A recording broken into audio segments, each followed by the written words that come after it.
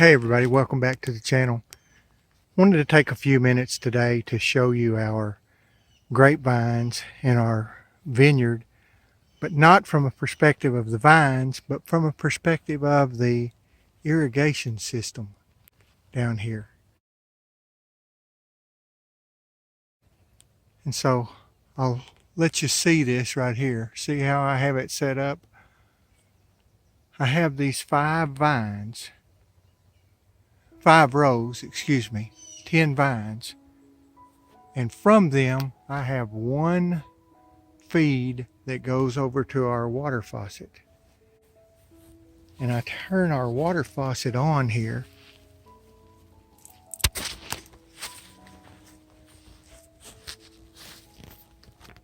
It goes through the faucet out this little line that goes through, comes out, tees, and it comes down through here and it goes to every one of our vines.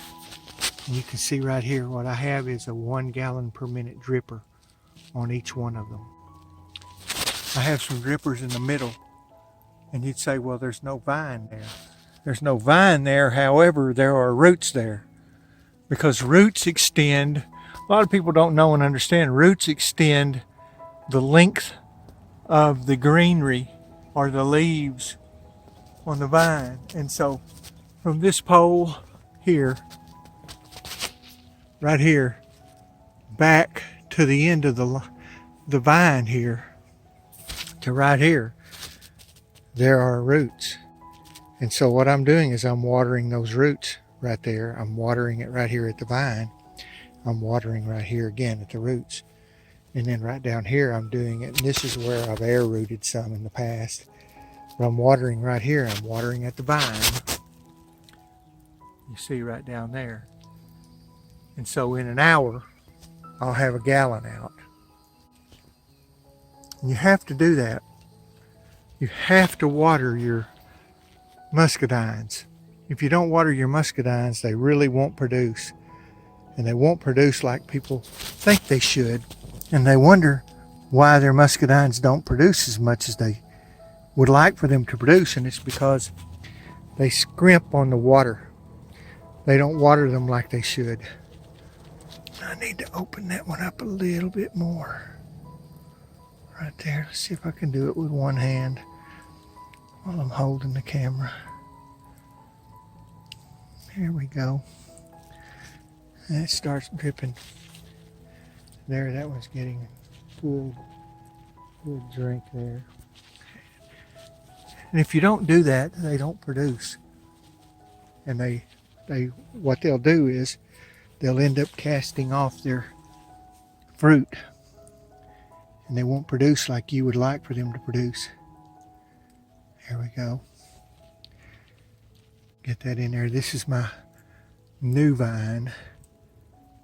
It's about 2 years old, to replace one that died here. And you see it's going down the wire here, and it will end up coming over here. And you see these grapes are small, and now's the time that they need water. Someone told me who raises muscadines, they said muscadines like to have their feet wet. And that translates to they need water. And so you have to water them about once a day during this season, and a gallon or 2 per vine. You can see that right over there, that's dripping away.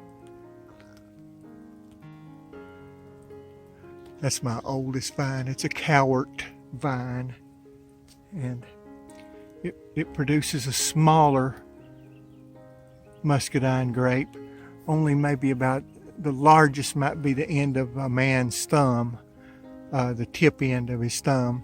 These other ones, this is a cowart here right behind it as well. But these others that I have are Supremes and Isons. Look at there, those are BB size now. Right there in a week.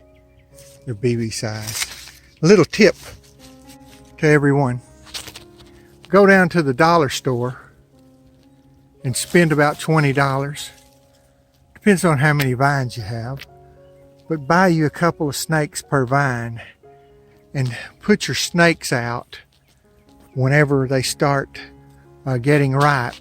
And that will do quite a bit to deter the birds from being in your grapes.